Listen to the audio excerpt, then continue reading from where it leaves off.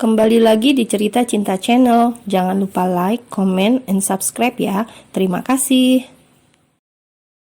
Pagi harinya, Jingga memilih untuk ikut Langit ke kantor karena dirinya sudah tidak boleh datang ke sekolah oleh suaminya.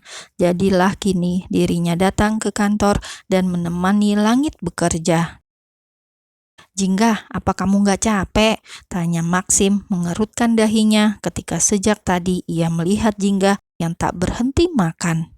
"Kan Jingga cuma diem aja dari tadi, capeknya kenapa?" kata Jingga balik bertanya dengan raut wajah bingung. "Kamu memang diam, tapi mulut kamu terus bekerja. Astaga." Jingga tidak menjawab lagi. Ia kembali memasang earphone-nya dan menyalakan musik sambil membaca novel kesukaannya. Ketika sedang asik dengan bacaannya, tiba-tiba saja pintu ruangan Langit dibuka oleh seseorang, namun bukan Maxim atau Gary. "Baby!" teriaknya ketika memasuki ruangan. Meskipun telinga Jingga sedang disumpel oleh earphone, namun musiknya tidak terlalu kencang sehingga ia mampu mendengar suara orang. "Di mana ada babi?" pekik Jingga tiba-tiba langsung berlari menghampiri Langit yang sedang fokus bekerja. Jingga takut. Tentu saja Jingga bukanlah gadis bodoh ketika ada seorang wanita yang memasuki ruang kerja laki-laki dan memanggil dengan seperti itu. Sudah dipastikan bahwa itu bukanlah wanita sungguhan, melainkan siluman. "Tak sia-sia aku membaca novel selama ini," umpat Jingga dalam hati dan menatap sinis pada tamu suaminya. "Siapa kamu?" hardik wanita itu menatap Jingga dengan tatapan tajam. "Ngapain kamu kesini lagi?" tanya Langit menatap wanita itu tanpa menjawab pertanyaannya. Wajahnya yang tadinya kesal melihat keberadaan Jingga kini kembali bersinar sumringah dan hendak menghampiri Langit. "Stop, jaga jarak!" seru Jingga merentangkan tangannya di depan Langit. "Siapa sih kamu? Ngapain kamu di sini?" tanyanya dengan nada tak suka. "Harusnya saya yang nanya, tante ini siapa? Seenaknya aja manggil orang dengan sebutan babi. Asal tante tahu, Mas Langit itu manusia, bukan babi," cetus Jingga begitu kesal dan marah menatap wanita tersebut. "What? Sepertinya telinga kamu tidak berfungsi dengan baik," sindir wanita itu dengan sinis. "Dan sepertinya otak serta mata tante juga tak berfungsi dengan baik," balas Jingga tak kalah sinis. "Kamu!" Wanita itu hendak melayangkan tamparan pada Jingga, namun dengan cepat Langit menangkapnya dan menghempaskannya begitu saja. "Sudah kukatakan, kamu tidak perlu kemari lagi," sentak Langit yang sudah kehabisan kata-kata. "Tapi kan aku..." "Tunggu!" Jingga menatap suaminya dengan tatapan sedikit bingung. "Lagi? Maksudnya sebelumnya dia sering kemari?" tanya Jingga dengan bibir sedikit bergetar. "Dia hanya bertamu," jawab Langit dengan raut wajah datarnya. "Lebih baik kamu pergi," imbuhnya dengan memberikan tatapan tajam pada wanita tersebut. "Baiklah, kali ini aku akan pergi, tapi besok aku akan datang lagi," ucap wanita itu lalu memilih mengalah dan pergi. "Siapa dia, Mas?" tanya Jingga langsung menatap suaminya. "Mas selingkuh dari Jingga?" Kini mata Jingga sudah mulai berkaca-kaca. Ia begitu takut bila ternyata Langit sama seperti Bagas yang meninggalkannya hanya demi sebuah selangkangan. "Jangan pikirkan, kamu baca novel lagi saja," jawab Langit setelah menghela nafasnya lega. "Dia siapa, Mas?" tanya Jingga sekali lagi, namun kini suaranya lebih tinggi dari sebelumnya. "Kamu jahat, Mas." Jingga langsung duduk berjongkok di depan Langit. Ia menyembunyikan wajahnya pada kedua lutut dan tangannya. Berbagai pikiran negatif muncul dalam benak Jingga, terlebih ketika semalam Langit belum jadi bermain bola bersamanya. Apakah jangan-jangan selama ini Langit sering bermain bola dengan wanita lain? Makanya laki-laki itu betah tidak mengajaknya bertanding selama ini.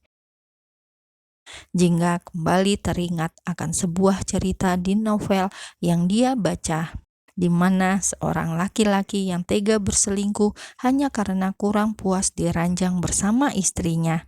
Mengingat hal itu, seketika membuat tangis Jingga semakin pecah hingga membuat Langit dilanda kebingungan. Jingga, hei, dengerin aku dulu. Jangan berpikir macam-macam. Aku bukan laki-laki seperti itu, ucap Langit yang ikut berjongkok dan menenangkan Jingga.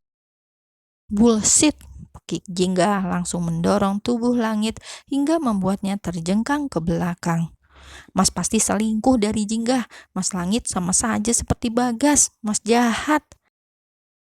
Jingga, dengar dulu Jingga, teriak Langit segera beranjak bangkit dan mengejar Jingga yang hendak pergi keluar. Aku jelasin semuanya, kamu tenang dulu, oke? Kata Langit setelah berhasil memeluk Jingga dari belakang. Meskipun nafasnya sedikit memburu karena panik, namun ia lega karena Jingga belum sempat kabur darinya. Langit mengajak Jingga dan membawanya pergi ke sebuah kamar yang biasa dipakai Langit untuk istirahat. Ia mendudukkan Jingga di sisi tempat tidur, sementara dirinya memilih duduk berlutut di lantai. Langit menggenggam tangan Jingga dengan sangat lembut. Namanya Sisil, dia hanya teman sekolahku dulu, dan dia kemari untuk menawarkan bisnis kerjasama.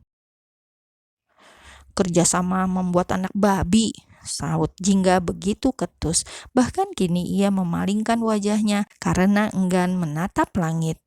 Dia memang seperti itu sejak dulu, tapi dia tahu bahwa aku sudah menikah denganmu. Kalau dia sudah tahu, dia tidak akan mungkin memanggilmu babi begitu, seru Jingga masih tak terima. Dasar siluman babi, umpatnya kesal. Langit hanya mampu menghela nafasnya kasar ketika mendengar Jingga yang terus mengumpat Sisil. Memang benar, kedatangan Sisil memang untuk mengajaknya bekerja sama, namun cara yang digunakan oleh Sisil sangat tidak disukai oleh Langit, sehingga membuat Langit selalu menolak Sisil. Langit berpikir semakin lama bila ia mengusir Sisil, wanita itu akan jera dan menyerah. Namun ternyata ia salah, justru Sisil malah semakin berani bahkan mengancamnya. Sejak kejadian beberapa hari yang lalu, di mana ternyata ada siluman babi yang selalu mendatangi kantor suaminya, membuat Jingga selalu siap siaga. Setiap hari dirinya akan mengikuti Langit untuk ke kantor. Bahkan untuk meeting di luar pun Jingga akan ikut. Jingga adalah istri yang penurut. Selama Langit bekerja, ia selalu memilih untuk sedikit menjauh asal masih dalam pantauan Langit. Ia selalu membaca buku novel agar tidak merasa bosan. Seperti siang ini, Langit sedang menemui kliennya di sebuah restoran dan Jingga memilih tempat duduk yang tidak berada jauh dari tempat duduk Langit dan kliennya. Jingga tidak keberatan melihat Langit berbincang dengan seorang wanita, asalkan itu bukan siluman babi yang pernah mendatangi kantor suaminya. Jingga sedikit mengerutkan dahinya ketika melihat orang yang cukup ia kenal sedang berjalan memasuki restoran. Om, pekik Jingga melambaikan tangannya ke atas memanggil seorang laki-laki yang sering ia panggil Om. Jingga, kamu ngapain di sini?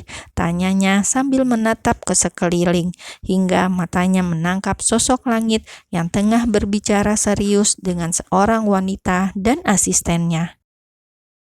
Nemenin Om Langit, jawab Jingga tersenyum lebar. Silakan duduk Om, imbuhnya, namun lelaki itu menggelengkan kepalanya. Aku sudah ditunggu klien di dalam, jawabnya membuat Jingga sedikit memanyunkan bibirnya. Kapan-kapan kita ngobrol lagi ya. Om masih bekerja. Baiklah, sukses Om, kata Jingga memberikan semangat pada laki-laki yang tak lain dan tak bukan adalah Nathan. Semua perbuatan Jingga tak luput dari penglihatan langit, hingga tanpa sadar membuat rahang laki-laki itu mengeras dengan tangan yang mengepal kuat di bawah meja. Sekuat tenaga, langit berusaha menahan emosinya. Ia berdehem sesaat dan melanjutkan perbincangannya dengan klien, hingga beberapa menit kemudian merasa pekerjaannya sudah beres. Dengan cepat, langit segera menghampiri Jingga dan mengajaknya pulang. Ih, tapi Mas, makanan Jingga belum habis, seru Jingga kesal karena tiba-tiba tangannya ditarik begitu saja oleh langit. Max, bungkus makanan Jingga dan kita kembali ke kantor, titah langit tanpa menatap ke arah Maxim karena kini fokusnya pada jalanan di depannya menuju mobil. Sementara itu, Maxim yang mendapatkan perintah langsung ternganga. Bagaimana tidak bila makanan yang dimaksud Jingga adalah kentang goreng dan jus alpukat, yang dimana kentang itu hanya tersisa beberapa potong saja, bisa dihitung jari, sementara jusnya hanya tersisa es batu. Apa yang mau dibungkus? Batin Maxim ingin mengumpat kasar. Akhirnya, Maxim memilih untuk memesankan makanan yang baru dengan menu sama agar tidak terjadi masalah baru nantinya. Tidak lucu bila dirinya terkena amukan hanya karena sisa kentang goreng dan jus alpukat.